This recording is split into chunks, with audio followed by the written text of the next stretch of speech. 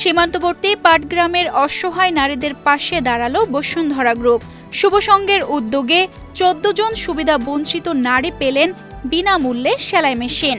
২৯ June রোববার পাটগ্রামের মদিনাতুল উমুল DS মহিলা আলিম মাদ্রাসায় আয়োজিত এক অনুষ্ঠানে এসব সেলাই মেশিন বিতরণ করা হয়। সেলাই মেশিন পেয়ে আবেগে আপ্লুত নারীরা তারা এখন নিজেদের পায়ে দাঁড়াতে চান। তাদের কোনো রোজগারের পথ ছিল না, এখন এই মেশিন পেয়ে সেলাই কাজ শিখে তারা আয় করতে পারবেন। নারীরা বসুন্ধরা গ্রুপের প্রতি কৃতজ্ঞতা জানিয়েছেন। ছেলেমেয়ের লেখাপড়ার জন্য এই সেলাই মেশিন দিয়েছে, এই সেলাই মেশিন দিয়ে আমরা সংসারে আয় উন্নতি করে ছেলেমেয়ের লেখাপড়া করব। স্বাবলম্বী হতে চাই। আমি মেশিনটা পেয়ে খুব খুশি এবং আনন্দিত। ওনাদেরকে সবাইকে ধন্যবাদ। এই উদ্যোগ শুধু একটি উদাহরণ নয়, এটি নারীদের আত্মনির্ভরশীল করে তোলার একটি বাস্তব দৃষ্টান্ত। শুভসংঘ পরিবারের এই উদ্যোগকে আমি স্বাগত জানাই।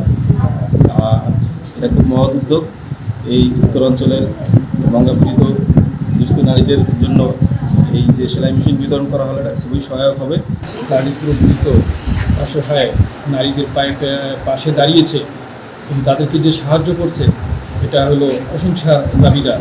সেই সাথে আমি আরও দাবি জানাই যে আরও বেশি বেশি আমাদের দারিদ্র জনগণের ভাগ্য উন্নয়নের যেন এই সমস্ত প্রতিষ্ঠান বসুন্ধরা নেয়, আর অন্যান্য সকল প্রতিষ্ঠান যেন এগিয়ে আসে।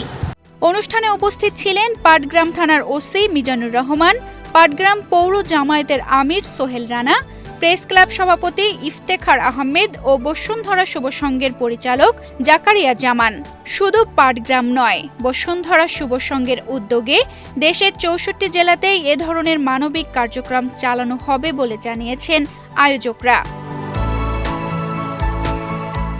বসুন্ধরা গ্রুপের এ উদ্যোগ মানবিকতা ও উন্নয়নের বাস্তব উদাহরণ।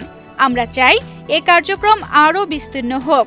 সামাজিক দায়বদ্ধতা থেকেই এগিয়ে এসেছে বসুন্ধরা গ্রুপ। সীমান্তবর্তী অসহায় নারীদের জন্য এটি হতে পারে আত্মনির্ভরশীলতার নতুন সূচনা।